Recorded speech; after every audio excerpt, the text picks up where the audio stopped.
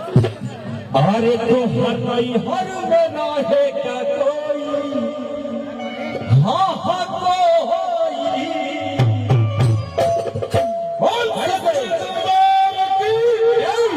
राजा रहुआ के मजा कोई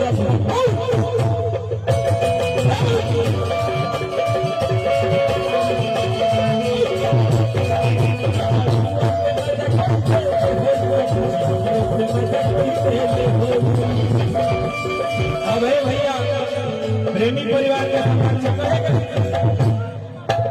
हमारा के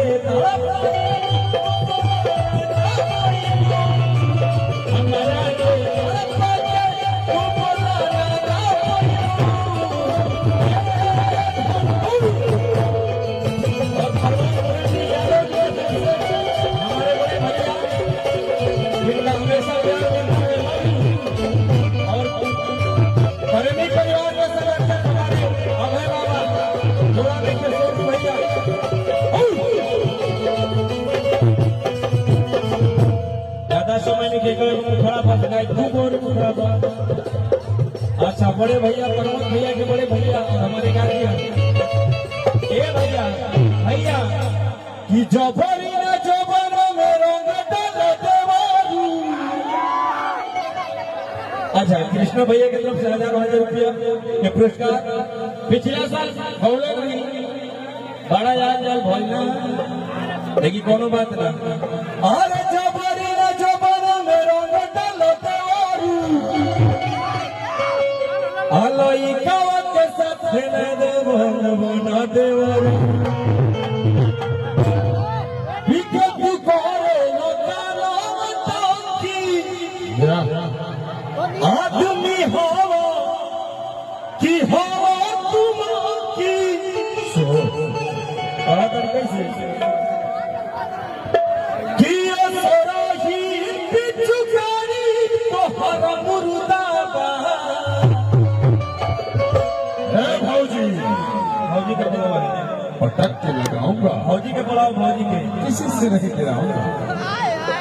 मनीषा माही जी कहे के बाबा कि भतीजा तोर माहियो जिंदाबाद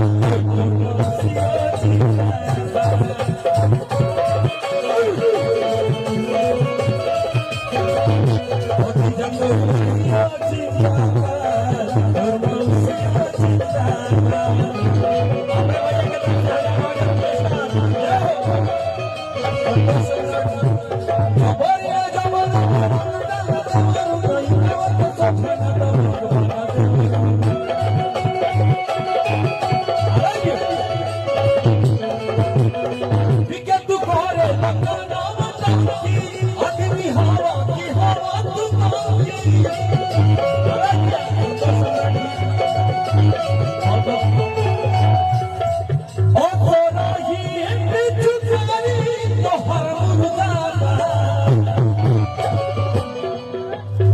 भैया भैया